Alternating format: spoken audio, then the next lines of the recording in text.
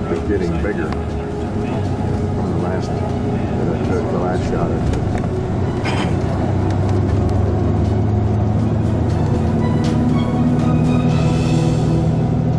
Looks about a 6-inch pipe.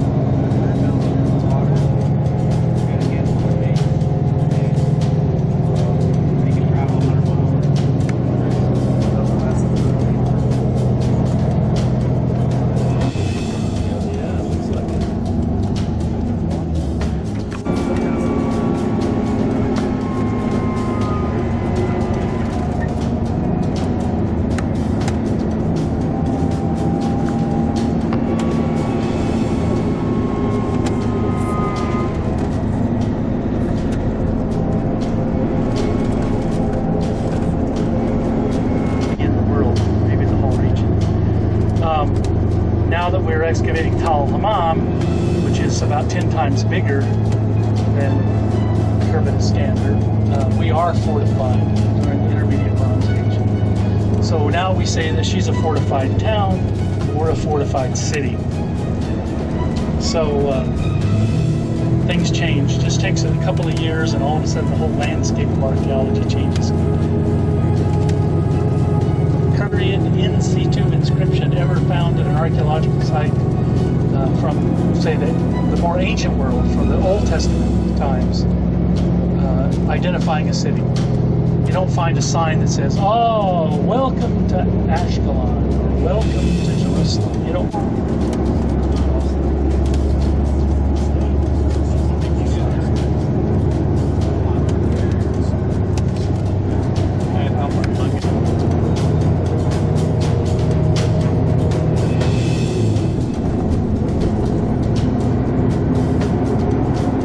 And we'll come back and we'll just put everybody in one place. We get off the bus and stretch. We'll take orders, and then a couple of us will go buy everything and bring it back and pass it out. It'll be fairly light. We don't want to load you down.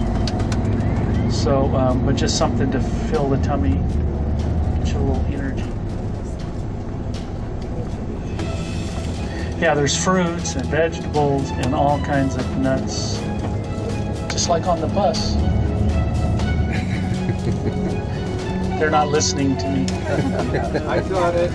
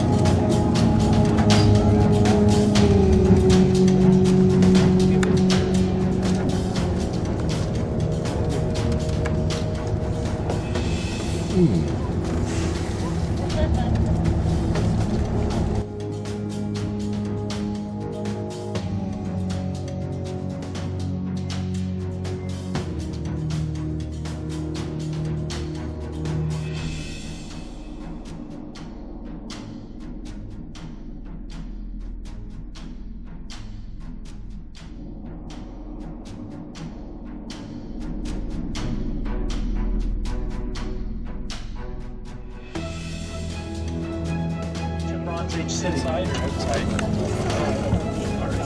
So there it is.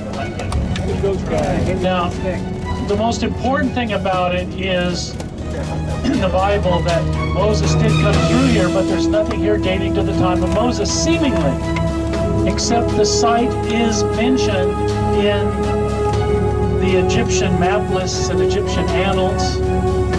Yeah. And it is mentioned in the Egyptian map lists of the 18th dynasty and 19th dynasty. So the Bible talks about Dibon in the late Bronze Age in the time of Moses, and the Egyptian map list does. So the fact that they haven't found anything here from the late Bronze Age from the time of Moses is really immaterial to the discussion. It's one of those cases where maybe they're just digging, it's a big site, maybe they're just digging in the wrong place, or maybe there was an alternate site located around here in the area that functioned with the same name, which is rather common. The most important thing, number one, about this site is the discovery of what is called the Mesha Stela, the Moabite stone, which is discovered here. Okay, here at Dibon. Dibon was the capital city of the Moabite kingdom. King Mesha set up a stela here that actually mentions Omri, King Omri of Israel.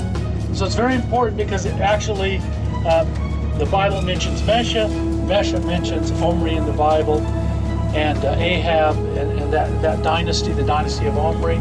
So it's a very important piece of archaeological confirmation of the biblical text. By the way, when they discovered it, it was discovered complete, intact. When the locals found it, actually what they did, they built a fire and they got the stone really hot and cracked it into about 500 pieces. Thinking that it would be worth, because it had writing on it, they knew anything with writing on it was worth a lot. People, Americans and British would pay money for it. So they decided if it were in more pieces, they could get more money. Thankfully, a rubbing of the stone had been done prior to its being broken up. All the pieces, after it was broken, all the pieces were never found. A lot of them were, but some of them weren't. They were gathered up, and I believe the Louvre has it. And but as you look at the stone, it's got pieces obviously that are missing.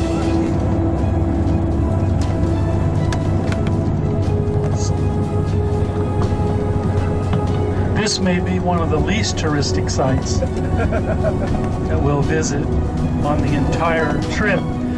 Let me clarify what this is.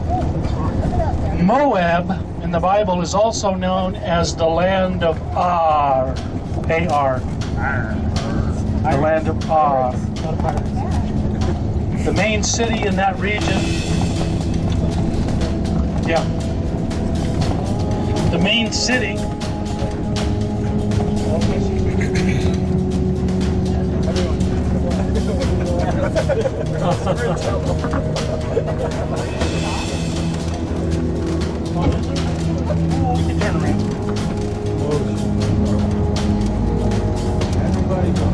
we may have taken the wrong little road, but we'll correct it here in a second. You can see the nice farmland though. Sultan says he can get there this way. This is called the road less traveled. Yeah, I think we can. Anyway, the main town in this area of Ar is known as Aroer. Aroer is the name, it's actually called, as you will see, it's called in the Bible and specified as the town on the edge of the gorge. This is the Wadi Mujib to the right. This is in the Bible it's called the Arnon Gorge. And Aroer is the town on the edge of the gorge.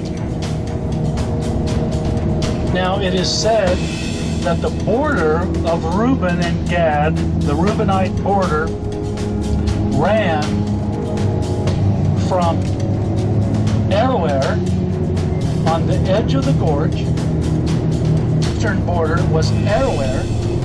The western border marker for that line, that east-west line, was the town in the midst of the gorge, which is unnamed in Joshua 15. Now, what is the name of the town in the midst of the gorge? I think it's Zoar, because Zoar is seen as in Deuteronomy 34 as the southern border marker of the Reubenite tribal allotment from the Kikar of the Valley of Jericho unto Zoar.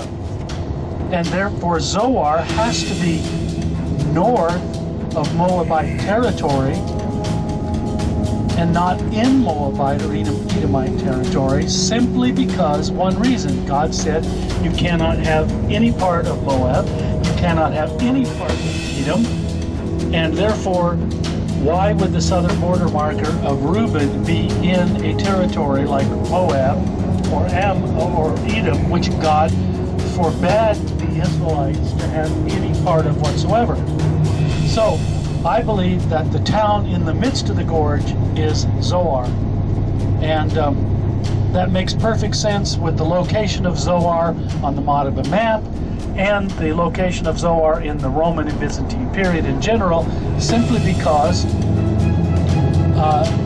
Zoar seems to have been a location that serviced the Dead Sea trade and served as a port for the shipping of goods from the south end of the Dead Sea to the north end, because the road, there was a road, but not much of one, hardly a goat path from the south to the north. So it was easier to load it up at the south end to the Dead Sea, put it on barges, float it up toward Jericho, and from there it could be distributed. Yeah, here we are.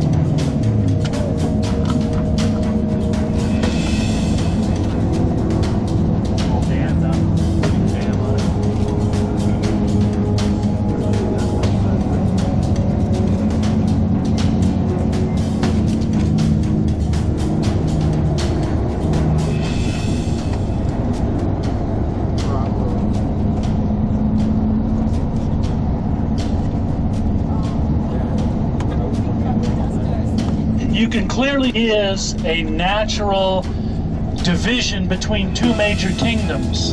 It is deep, it is long, it is deep, it is a formidable barrier. It's something that everybody recognized in antiquity.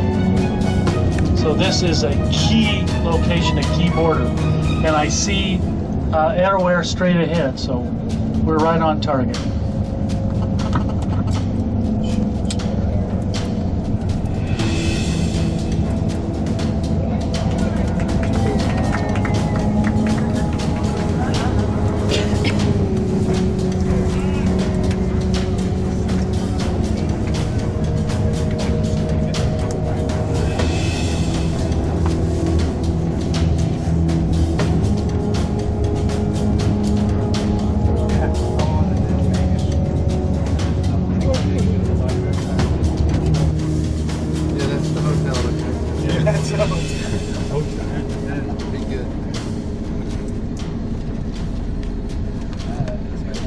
Yes. Yeah, there's the tent. Yeah. I don't know if it's the same guy, but that was about 25 years ago. Now they're all old. Yeah, old and gone.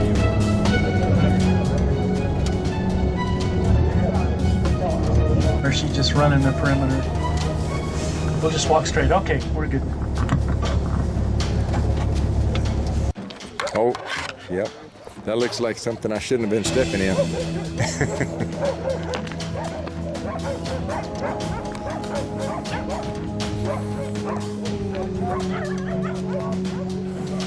Right.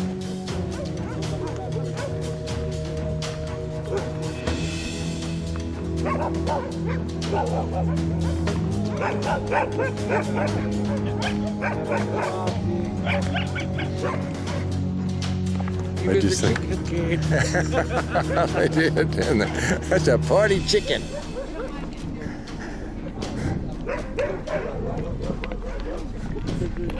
Woo!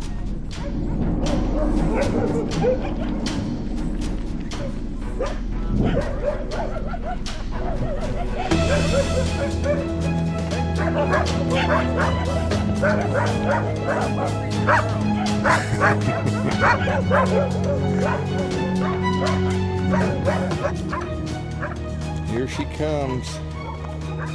She's made it up another steep slope.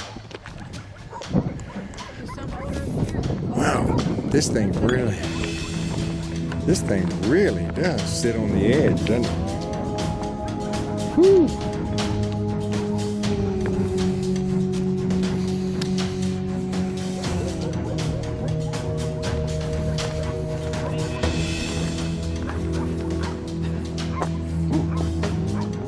Watch your step, Tom.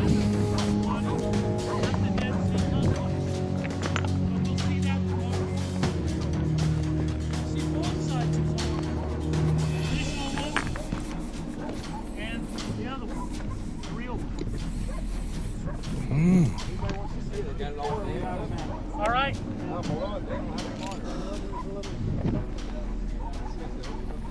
Look up, Bruce. Joshua 15.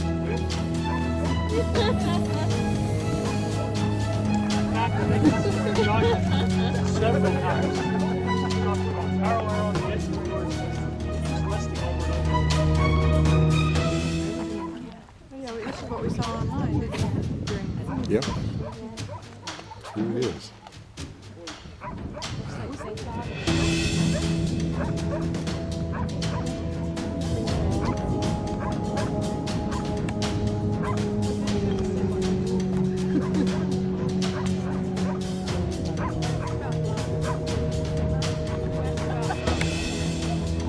I did. Got one?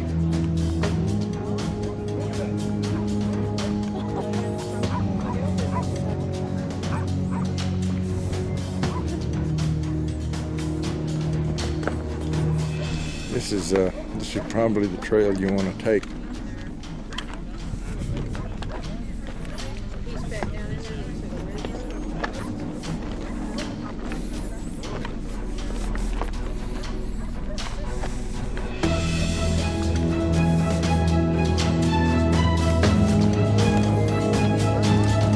Part of it.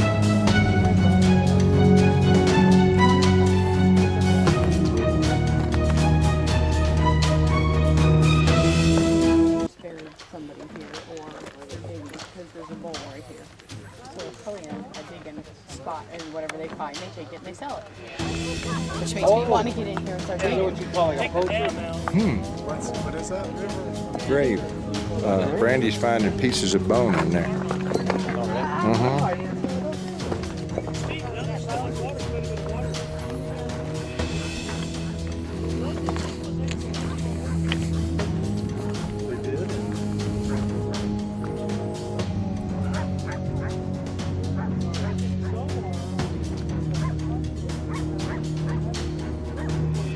Get some pictures of this?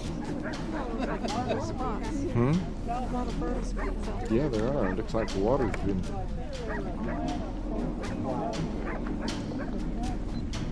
So now is that what he pointed out as was in the city of Zola?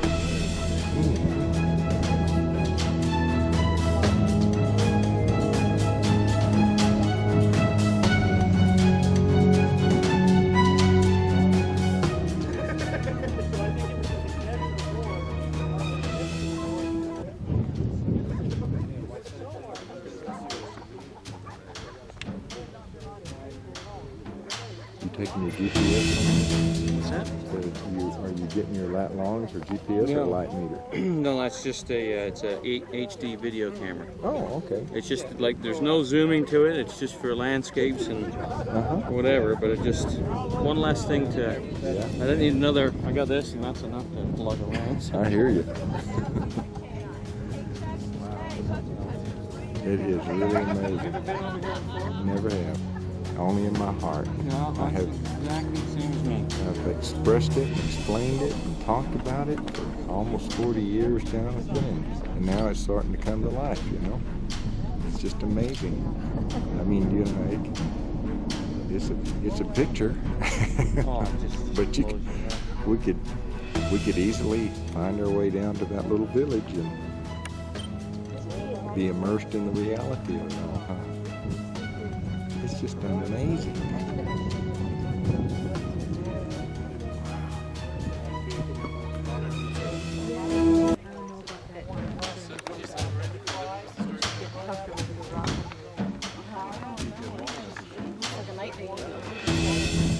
Oh, okay. Yeah. But presumably then it's a special grave in the way the stones are aligned like that. I would guess that they went digging and found a body. Is probably what happened. They probably took some of it and they probably found pottery.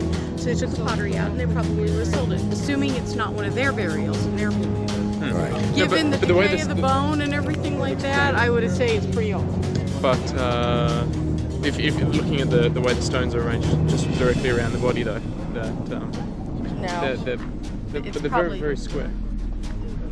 You don't think it's the way that Pay they're attention. I just looked at it like somebody was in there with their bucket digging and What is that? the human And there's a lake going there. Oh, it looks like some hair.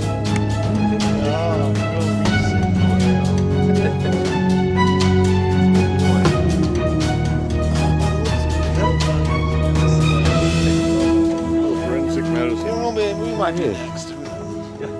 Time to go. CSI Aroer.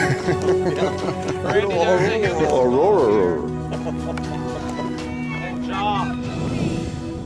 Yeah, we got teeth, skull, and hair. Don't take that with you. I got a souvenir from Georgia. CSI Aroer. I hope it satisfies your CSI in you. We wanted to give you the full tour experience to discover things in archaeology. Wow, that was a pretty good plant. Thanks so much. You do well. Excellent. Boy, that's a big building. That is. That was where they store their stuff. It's our grandpa wrote on top. They store their stuff in there probably and live in the tent. Yeah, it is much like the Native American Indians. If the Indians would.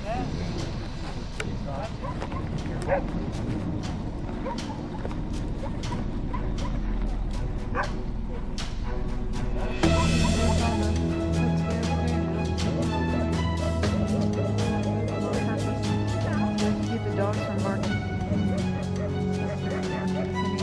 Look, they go and collect wood. Look, there's a stack of wood there.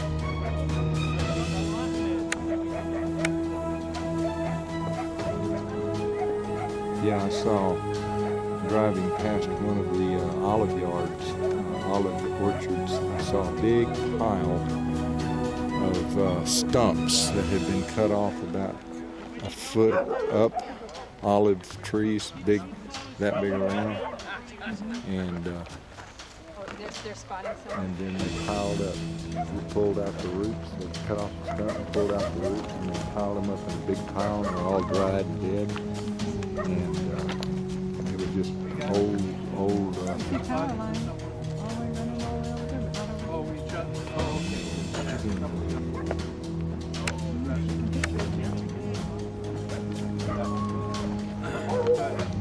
They're gonna spot.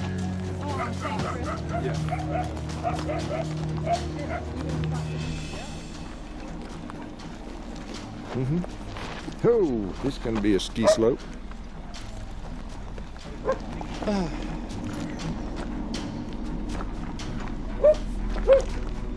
restroom okay, or do you need me to spot for you?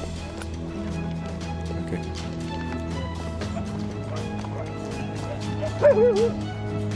There's our bus.